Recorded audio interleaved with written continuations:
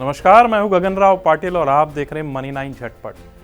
अगर भूल गए हैं तो हम याद दिला देते हैं कि इस महीने 31 जुलाई को 2021-22 का आयकर रिटर्न फाइल करने की अंतिम तिथि है। चूकने पर इनकम टैक्स डिपार्टमेंट के रडार पर आ सकते हैं। आईटी विभाग करदाता के खिलाफ पेनल्टी, यहां तक कि आपराधिक मामला भी दर्ज करा सकता है।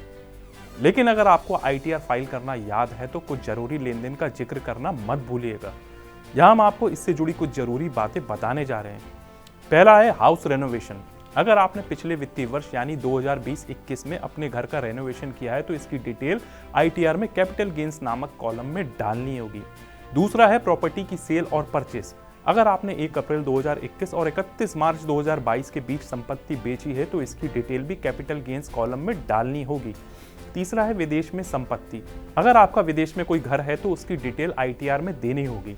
इसके अलावा आईटी विभाग आपसे विदेश में आपकी आय के बारे में भी जानकारी मांग सकता है। चौथा है पीएफ खाता। अगर आप पीएफ खाते पर प्रति वर्ष 2.5 लाख रुपए से अधिक ब्याज कमाते हैं तो इसकी जानकारी भी आईटीआर में देनी होगी। पांचवा है संपत्ति की वास्तविक लागत यानी एक्चुअल कॉस्ट।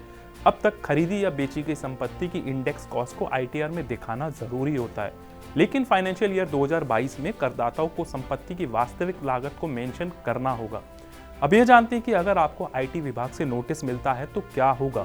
अगर विभाग अभी भी आपको नोटिस भेजता है तो सुनिश्चित करें कि आपके द्वारा फॉर्म में डाली गई डिटेल सही है कि नहीं।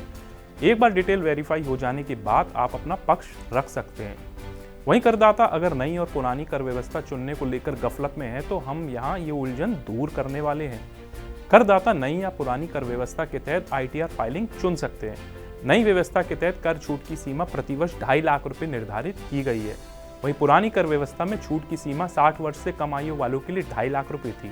60 से 80 वर्ष की आयु के सीनियर सिटीजन के लिए यह सीमा 3 लाख रुपए निर्धारित की गई थी।